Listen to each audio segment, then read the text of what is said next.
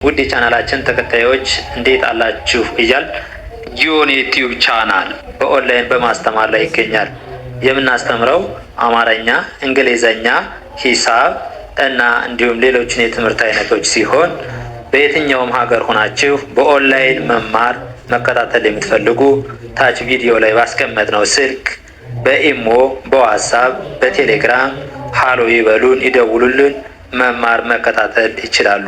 ውድ ቻናላችን ተከታታዮች እንዴት አላችሁ? በያላችሁበት ሰላማችሁ ይብዛል። ዛሬ ደግሞ ይዘንላችሁ የመጣን ፊደላትን ከላይ ወደ ታች እያንዳንዳቸውን ድምጻቸውን እንዴት አድርገን መያዝ እንዳለብን በዚህ ቪዲዮ እናያለን ማለት ነው። አብዛኞቻችን ችግር የሚሆነው ከዚህ ጀምረን ወደዚህ፣ ከግራ ጀምረን ወደ ቀኝ፣ ለምሳሌ ቨ፣ ቡ፣ ቪ፣ ቫ፣ ቬ፣ ቭ፣ ቭ፣ ቮ እንደዚህ አንበነው። ነገር ግን አገጣጥሞ ለማንበብ ወይም ደግሞ ለመጻፍ የተቸገር ነው እያንዳንዳቸውን ድምጻቸውን ባለማወቅ ስለሆነ ዛሬ ደግሞ እያንዳንዳቸውን እስከ ድምጻቸው እስከ ቅርጻቸው እጥር ምጥን አድርገን በዚህ ቪዲዮ እናያለን ማለት ነው። በኦንላይን መማርና መከታተል ለምትፈልጉ ደግሞ ከታች ባለው ስልክ በቴሌግራም፣ በኢሞ፣ በዋትስአፕ እናንተ የምትጠቀሙበት ማንኛውም ሶሻል ሚዲያ ሀይበሉን ደውሉልን። የእናንተን የስራ ሰዓት በማይጋፋ መልኩ ከሀገር ውስጥም ሆነ ከሀገር ውጭ ናችሁ ልጅ ማስተማር እንዲሁም መማር ለምትፈልጉ እናስተምራችኋለን። ወደ ትምህርታችን ስንገባ ቨ ተ ቸ የ ነ እያንዳንዳቸውን በሙሉ ድምጻቸው እስከ ቅርጻቸው ድረስ እናያለን ማለት ነው። መጀመሪያ ስናነበው ቨ፣ ቡ፣ ቪ፣ ቫ፣ ቬ፣ ቭ፣ ቮ፣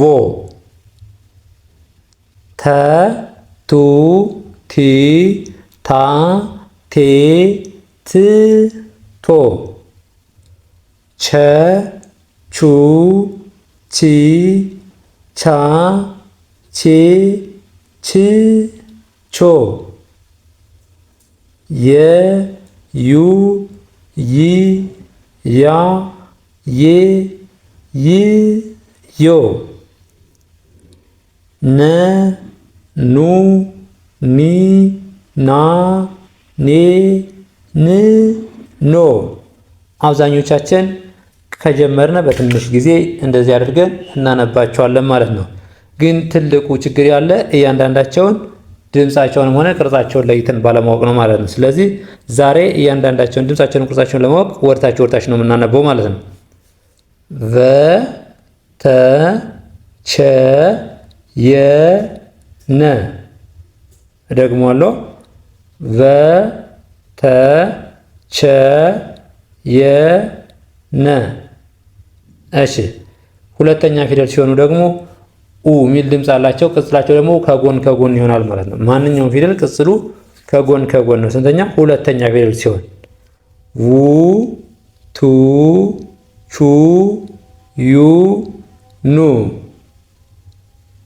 ው፣ ቱ፣ ቹ፣ ዩ፣ ኑ ኑ። ስለዚህ ኡ የሚል ድምፅ አለው። ቅጽሉን ደግሞ ስናይ የሁለተኛ ፊደሎች በሙሉ ከጎን። ስለዚህ የብቻዋን እችን ፊደል እንኳን ብናገኛት ቅጽሏ ከች ላይ ከጎን ከሆነች ሁለተኛ ፊደል እንደሆነች ስለምናውቅ ቸቹ ብለን ቹ ወይም ደግሞ ተቱ ብለን ቱ እንደሆነች በቀላሉ ማወቅ እንችላለን ማለት ነው። በዚህ በቅጽሉ እንኳን ስንሄድ ማለት ነው። ስለዚህ ሶስተኞችን ስናይ ደግሞ ቅጽላቸው እግራቸው ላይ ወደ ቀኝ ሸፈፍ ያሉ ናቸው ማለት ነው። ኢ ስናነባቸው ደግሞ ኢ የሚል ድምፅ አላቸው የሁሎቹ ማለት ነው። ያው ቪ፣ ቲ፣ ቺ፣ ይ፣ ኒ። ቪ፣ ቲ፣ ቺ፣ ይ፣ ኒ ኢ የሚል ድምፅ አላቸው። ይኸው ቅጽላቸውን ስናይ ወደ ቀኝ በኩል እግራቸው ሸፈፍ ያለ በሙሉ ማለት ነው። በሙሉ ቪ፣ ቲ፣ ቺ፣ ኢ፣ ኒ። እሺ አራተኛ ፊደሎችን ስናይ ደግሞ በቀኝ በኩል ባለ ሁለት ወይም ባለ ሶስት እግር ከሆኑ በቀኝ በኩል እግራቸው ያወጣል ይላል። ባለ አንድ እግር ከሆኑ ደግሞ ወደ ግራ እግራቸው ሸፈፍ ይላል ማለት ነው። ወደ ግራ እግራቸው ሸፈፍ ይላል ማለት ነው። ስንተኛ?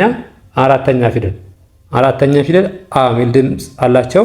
ይኸው ቫ፣ ታ፣ ቻ፣ ያ፣ ና ቫ ታ ቻ ያ ና። እስኪ እንደዚህ አድርገን ስናነብ ባለ ሁለት ወይም ባለ ሶስት እግር ከሆኑ በግራ በኩል ያለው እግራቸው አጠር ይላል። ባለ አንድ እግር ከሆኑ ደግሞ ወደ ግራ ሸፈፍ ይላል እግራቸው ማለት ነው። ስናነባቸው ደግሞ አ ሚል ድምፅ አላቸው። ቫ ታ ቻ ያ ና። እሺ የአምስተኛ ፊደሎች ስናይ ደግሞ ኤ ሚል ድምፅ አላቸው። ከቀኝ እግራቸው ላይ ቀለበት አላቸው ማለት ነው። ከእግራቸው ላይ ምን አላቸው? ቀለበት። ድምፃቸውን ደግሞ ኤ ሚል ድምፅ አላቸው። አንበን ስናያቸው ቬ ቴ ቼ ዬ ኔ ቬ ቴ ቼ ዬ ኔ።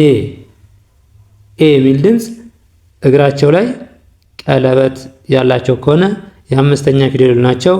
ለምሳሌ እቺ ብናይ ብቻዋን ብናገኛት የስንተኛ እግሯ ላይ ቀለበት ያላት የአምስተኛ ፊደል ናት። ስናነባት ደግሞ ኤ የሚል ስንጨምርባት ቴ ቼ ዬ ኔ ልክ እንደዚህ እናነባዋለን ማለት ነው።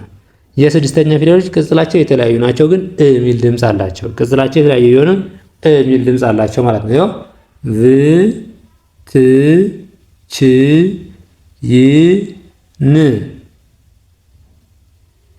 ቭ ት ች ይ ን ን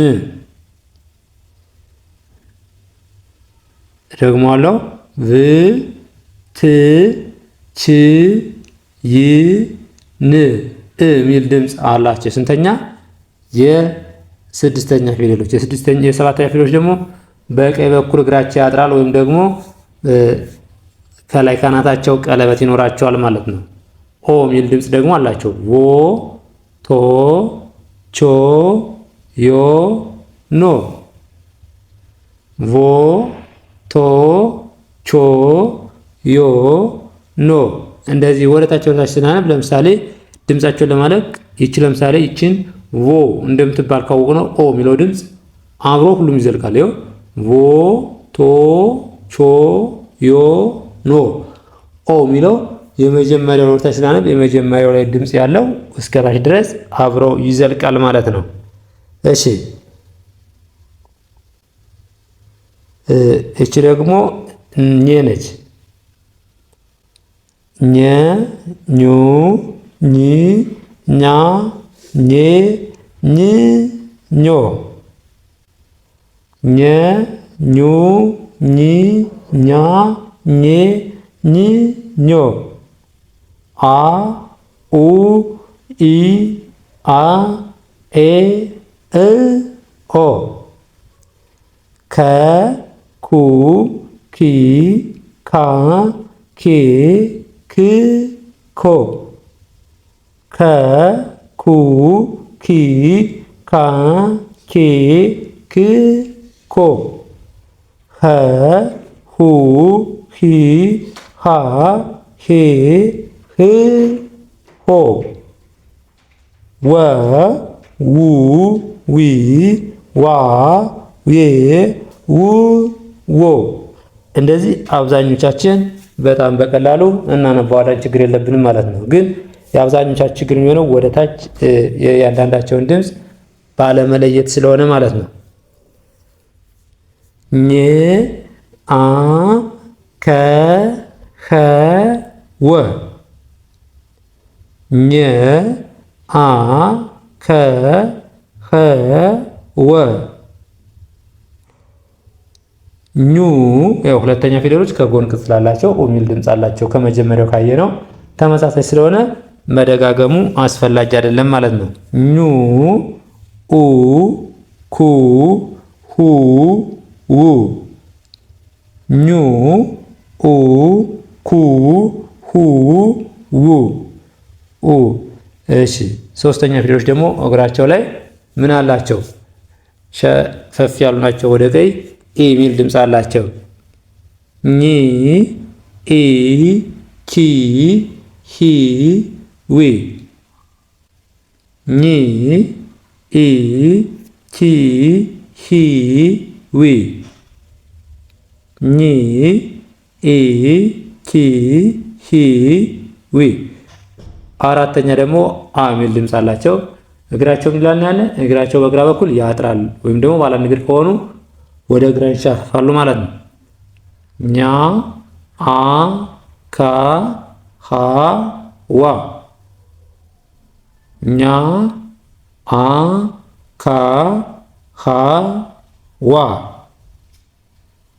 ይህ አምስተኛ ፊደሎች ደግሞ ከቀኝ እግራቸው ላይ ቀለበት አላቸው። ኤ የሚል ድምፅ አላቸው። ኜ ኤ ኬ ሄ ዌ ኜ ኤ ኬ ሄ ዌ። የስድስተኛ ፊደሎች ደግሞ እ የሚል ድምፅ አላቸው። ቅጽላቸው የተለያየ ቦታ ነው ያለ ማለት ነው። እንደየ ፊደሎች ኝ እ ክ ህ ው ኝ እ ክ ህ ው ኛ። ሰባተኛ ፊደሎች ደግሞ ኞ ኦ የሚል ድምፅ አላቸው። ኞ ኦ ኮ ሆ ዎ ኞ ኦ ኮ ሆ ዎ። እንደዚህ እያደረጋችሁ በቀላሉ አብዛኞቻችሁ ፊደሎችን ሳታውቁ ቀድማችሁ ወደ ማንበብ ስለምትሄዱ እና ፊደሉን እያንዳንዳቸውን ቀስ አድርጋችሁ በቀን 3 ፊደል 4 ፊደል እንደዚህ እያደረጋችሁ መጀመሪያ ፊደሎችን እያነበባችሁ እየጻፋችሁ በደንብ በአጭር ጊዜ ታነባላችሁ ማለት ነው። በደንብ ፊደሎችን እስከምትለዩዋቸው ድረስ ማገጣጠም ሳትሞክሩ ፊደሎችን ጠንቃችሁ እስከ ድምፅ እስከ ቅርጻቸው እየጻፋችሁ ሳታዩ እየጻፋችሁ መለማመድ። ከዛ በኋላ ደግሞ ፊደሎችን ሳታዩ እንደፈለጋችሁ መጻፍ ከቻላችሁ በኋላ በቀላሉ አገጣጥማችሁ ለማንበብ በጣም ቀላል ነው። ለምን ከዚህ ላይ የጠራችሁትን ፊደል ስሙን እንዳችሁ እዛ መጥራት እንጂ ሌላ የሚሆን ነገር ስለሌለ ማለት ነው።